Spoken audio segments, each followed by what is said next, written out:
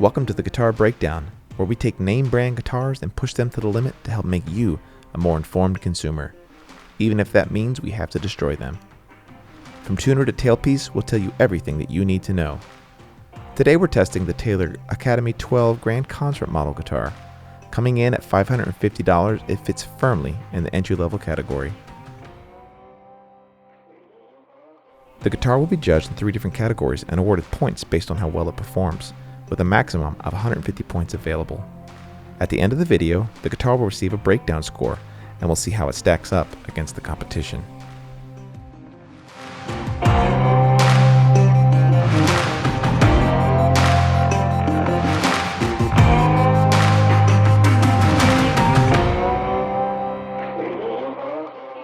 All right, the first thing that we need to talk about on the Taylor Academy 12 are its features. The first thing that strikes me out of the box is the fact that for $550 you're going to get a guitar with an arm bevel, which is not something that we find very often in this price range. So what that is basically a section on the lower bout of the guitar that's knocked off, and it makes a guitar of this size just feel a lot more comfortable. So if you're going to play the guitar for a long time, it just makes it so that it doesn't dig into your arm, and that's just a nice thing. It does come with a solid Sitka spruce top. Something that you always want to look for when you're purchasing a guitar is at least at the top is a solid piece of wood, and this one is, and that's going to help with the tonality of the guitar a lot. The back and sides on the guitar, on the other hand, are a laminated sapele, and it is sapele laminated with poplar wood in the middle, and then sapele on the inside, so you end up with matched look on the outside as well as the inside, so you don't immediately go, wow, it's laminated sides. The cool thing about the laminated sides and back is that they're actually able to build the back of the guitar with no bracing whatsoever, so they can put the bow in it by actually pressing it into it, and without having braces on the back, it makes the back of this guitar a lot more resonant, so a really nice feature. The really cool thing about this guitar, in my opinion, is the fact that even at the low end of Taylor's line, they still include their NT neck technology, which is the new technology. And what that means is that this neck is only held on with bolts, which, for those of you that don't know, most necks on guitars are glued in, which means that in time, over the course of 10, 20 years, that sometimes you have to get what's called a neck reset, and that can be quite expensive. But on Taylor guitars, the neck comes off in 2 seconds, remove 3 bolts, and you can put shims on it and put the neck back on.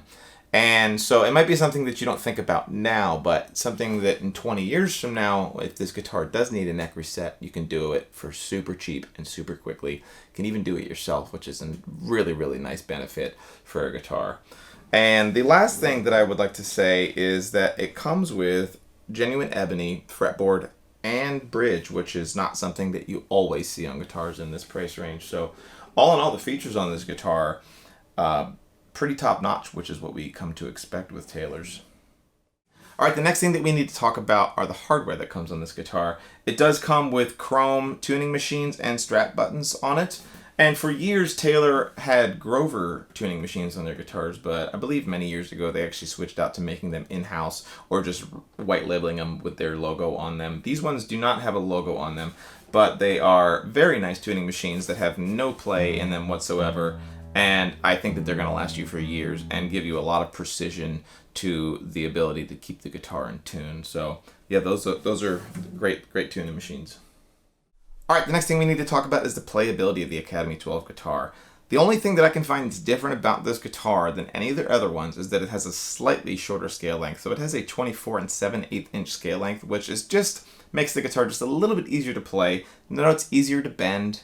And for the beginner, it just makes chording just a little bit easier, so you don't have to push down as hard. So one thing that I've always said about Taylors, and it applies very much so here, is that whether you buy a $500 guitar or $5,000 guitar, they all have the same playability, and that could not be more true here. No compromises whatsoever.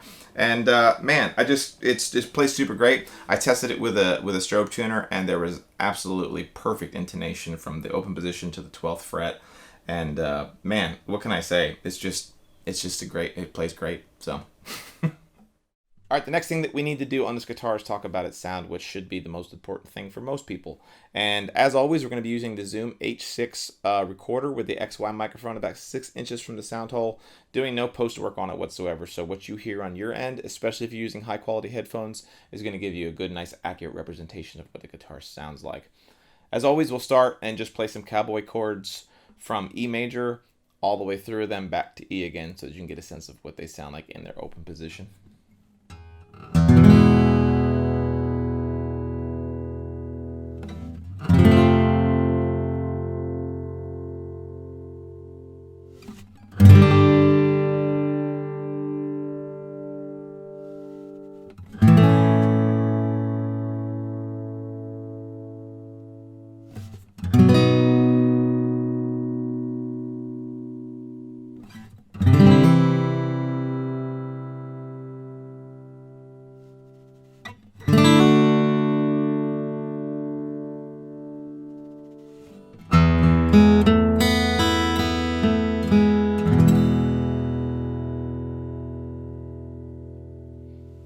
Say the one thing that strikes me out of the box is how woody and rich this guitar sounds.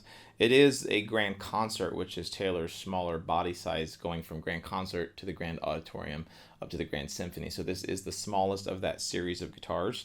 And with laminate back and sides, I kind of didn't expect it to have such a rich and woody tone. And if I were to do a blindfold test, I would probably guess that this guitar is actually a rosewood back and sides, solid rosewood back and sides. And it's not. As I mentioned earlier, it is laminate sapele. And it just has really rich notes to it, and it's sustained for days, which is just really, really nice. I think part of that is the fact that it does have a solid Sitka spruce top, which always is a nice solid choice. You know, they're able to save a little bit of money on it by not putting a master grade top on it, but who really cares about that, right? The guitar sounds awesome. And the fact that the back has no bracing on it really allows that back, I think, to contribute significantly to the tone of the guitar. So, yeah, man. And the fact that it has a slightly shorter scale length makes the guitar just have a little bit more warmth. It's very subtle, but I think it's going to add a little bit of warmth to the tonality of the instrument. So what I'll do is just play a little bit of some songs that I play in all of these reviews, so that we can kind of A-B them and give you guys a sense of what it sounds like.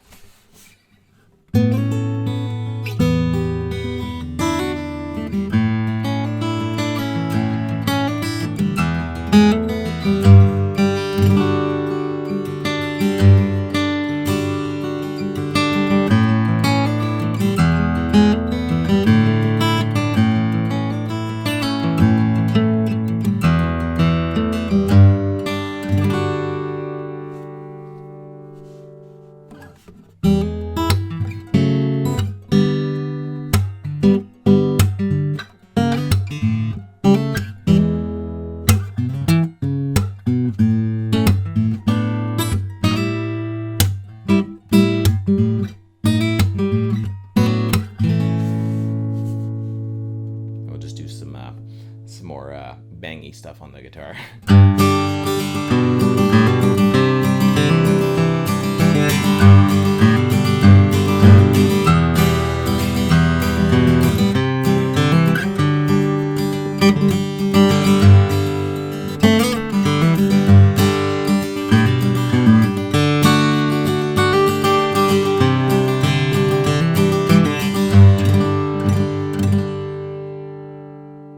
So it definitely has that very signature Taylor sound, which to me is always a pretty good thing.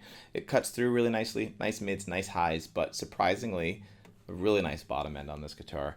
And nice tonality up the neck as well.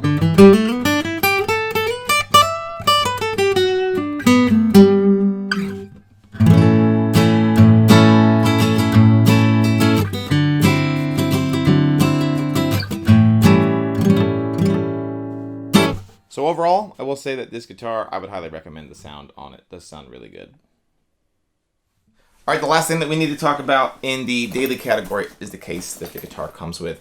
And in this case, the guitar comes with this beautiful khaki color, and it has a nice pocket on the outside that's large enough for you to be able to fit just about anything that you want inside of it. And it has a pocket inside of that as well, a spot for you to put strings, capos, straps, all of that stuff. It has a nice side handle, as well as one of the things I always look for, which is a backpack style strap on it. So that is just a nice and easy way for you to carry the guitar, as well as a bunch of other equipment, as well as just a single handle here, which, you know, you can look cool and sling it over your shoulder if you want. But the inside of this guitar case has good padding. The only thing that I think that it's missing is possibly just a nice strap right here to hold the neck in place, as well as maybe just a little bit of extra padding at the bottom. But I will say that this case, out of the soft cases that usually come with guitars, is the best that I've ever seen. The zippers that are on it are super high quality. The fabric is like a fire hose material, much thicker and stronger than I have found on other cases.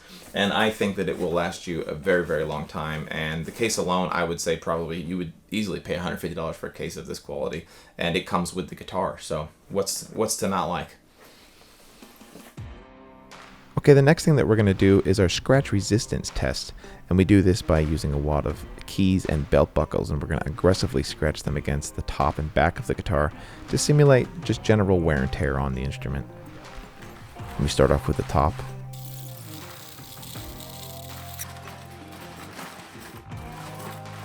And then we'll do the same to the back for 60 seconds.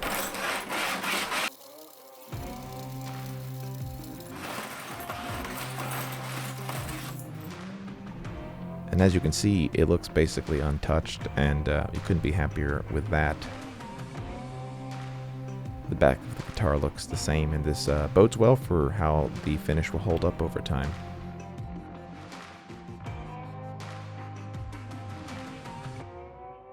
Now we'll measure the hardness of the finish using a short hardness D scale, and you'll see the back tested at a 73.5, with the sides at a 75.5 hardness, and the top at a 49.5 hardness.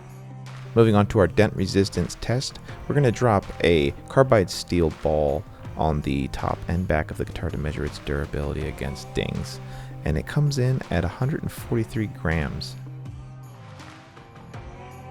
We'll be dropping this from 18 inches onto the top. And after that, we were able to measure a small dent of just 0.25 millimeters, so it held up really well to that. And we'll do the same to the back. And you can see it bounced right off there, and we only ended up with a 0.05 millimeter dent, basically nothing, on the back of that guitar. Now we'll move on to our liquid resistance test, and we do this to simulate different fluids that the instrument may come in contact with over the lifetime of its use, and we'll see how it holds up. Starting off with off bug spray, which can be very, very bad for most finishes. Then we will apply some suntan lotion. Then distilled fresh water. Followed up by salt water.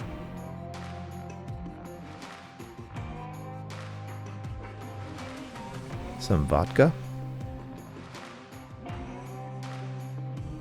And finally some beer. Now we're going to let this sit on the back of the guitar for about 24 hours, and then we will see how well the finish held up to it. And here it is the next day. As you can see, it's all dry. Now we're going to remove this with naphtha and see how it all held up. You can see the bug spray left just that faintest little bit of a discoloration of the wood, but everything else is left no mark whatsoever. So very, very pleased with that result. We'll move on to our string tension resistance test, and we do this by applying two different sets of strings to the guitar, a D'Addario light gauge and then D'Addario heavy gauge strings, and we'll see how much that neck moves under the different string tensions. Starting with the light gauge strings, we're going to zero out that neck and make it perfectly flat. And then we'll remove those strings and apply the heavy gauge strings to the guitar, which are over 50 pounds more tension, and see how much that neck moves under that new tension. This will give you a good idea of how well the guitar will resist just changing out different brands and gauge of strings, and whether or not you'll need truss rod adjustments. And as you can see, with 50 additional pounds of tension, we only got 3 to 4 thousandths of an inch of bow in the neck, which is pretty good. Now we'll do our stand failure resistance test, which simulates the guitar falling off of a stand onto a concrete floor, and we'll see how well it holds up to that, starting with the back.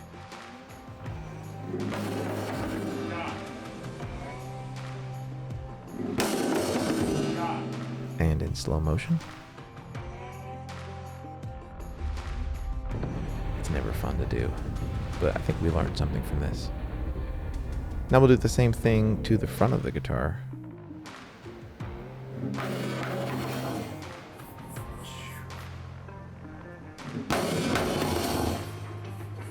And in slow-mo. We all try to take care of our instruments, but sometimes they fall, and it's good to know if it'll hold up. And in this case, the tailor did a wonderful job, just the slightest little dings on the top of the headstock and nothing else. No fractures in the neck joint at all, which is always good to see. And the nut on the front end held up perfect, and the soundboard had no damage whatsoever. Moving on to the heritage category, we'll start off with the trim and joinery quality. Although the Academy 12 does not have binding, the trim that is on the guitar is really well fit, and there was no issues with joints having gaps or anything like that, so I call that top quality. The finish on the guitar, although it's a satin finish, has no defects on it whatsoever. It's very smooth, no lifting issues, and no discoloration, so that's always good to see. Although we don't know the alloy of the frets on this guitar, they were all perfectly level. I did take a fret rocker to it and we had no issues, so I will call that a nice high quality fret job on a guitar. Moving on to the interior build quality of this guitar, we will cut it open so that we can give you a good idea of what it sounds like. We do this as opposed to putting a camera in the guitar because it gives you a much better view of what's actually going on inside the instrument, including what the sides are made out of, how thick they are, what the laminations are, as well as the neck joint, things you would never see with a camera. And as you can see, the inside of this guitar is very well constructed and nice and clean to those Taylor standards we expect. And what's fascinating about this guitar is it's just an X brace with one tone bar, no fan braces, a nice maple bridge plate, and a transverse brace, and that's it. Solid kerfing, which is always nice to see, and yeah, just very clean joinery. The X brace is very nice and tight. The bridge plate is butted up against the X brace very well. There's just the slightest little issues there where I like to see the X brace tucked in to the sides, and you can see the arm bevel is small but effective, does the job. And yeah, just really a much better quality than we saw in the Paul Reed Smith that we did recently. And you'll see on the back of the guitar, it's super nice, and it's cool because there's no bracing whatsoever. The laminations take care of putting the arch in the back, and that's always a really nice thing to see. Well sanded, no issues, and you can see that the sides are laminated just as advertised, with Sapele on the outside, Poplar on the inside, and Sapele on the inside again. And there is the Taylor NT neck joint, which is quite complex and really well executed using CNC machines. So all top-notch construction on this Taylor Academy 12. Let's see how the Taylor Academy 12 guitar stacks up against the competition. Starting with the daily score. The features on this guitar are pretty good, including the arm bevel, but Taylor does keep price down by removing some of their nicer appointments, so it receives a 6 out of 10. The playability on the guitar is very good, so it receives a 9 out of 10. The sound is one of the best we've seen in this price range, and it receives a 7 out of 10. The case is the best softshell case we have seen in this category, and because it's a softshell case, it does receive a slight reduction in value, so it receives a 7 out of 10. The hardware on the guitar are just basic chrome tuning machines, but very nice, so it gets a 5 out of 10, for a total of 34 points. Moving on to the lifestyle category. As you saw, the Taylor held up really good to scratch resistance, and it should last a lifetime with very minimal wear, and receives a 10 out of 10. It did very well in our liquid resistance test, other than the off-bug spray, so it receives a 9 out of 10. The guitar received almost no damage when we dropped it on the concrete floor, so it receives a 10 out of 10. And going from light gauge to heavy gauge, the Dario strings, the neck barely moved at all, so it should do well for you over years of string changes, so it receives a 10 out of 10. And when we dropped the carbide ball on the guitar, it held up very well, so it should prove to be very resistant to dents, and receives a 9 out of 10, for a total of 48 points. Moving on to the heritage category. The trim and joinery on this guitar were very good, and we saw no issues with them whatsoever, but the guitar does not have any binding at all, so it receives an 8 out of 10. The finish is top quality that we can see out of a satin finish and very durable, and we saw no defects, so it'll receive a 10 out of 10. The frets were almost perfect. We saw almost no issues with them whatsoever, so it receives a 9 out of 10. The interior quality on this guitar was top notch, especially for an entry-level guitar. We saw only minimal glue squeeze out and almost no slop. There was tiny little issues, but nothing major, so it receives an 8 out of 10. And the brand value on this guitar is going to last you for a long time, and you'll most likely get your money back that you put into it if you were to sell it, so it receives an 8 out of 10, for a total of 43 points. That brings the total on the Taylor Academy 12 to 125 points, which so far is our highest scoring guitar in the entry-level category, putting it firmly above the Paul Reed Smith P20 parlor guitar. This guitar comes highly recommended if you're looking for an entry-level guitar that it can get started with, or even if you're an advanced level player and just looking for something that's affordable that you can kick around and not have to take super good care of. It's actually and honestly just a really great guitar regardless of the price, so we do recommend it. I hope you guys enjoyed this and that you'll like and subscribe, and we'll see you in the next one.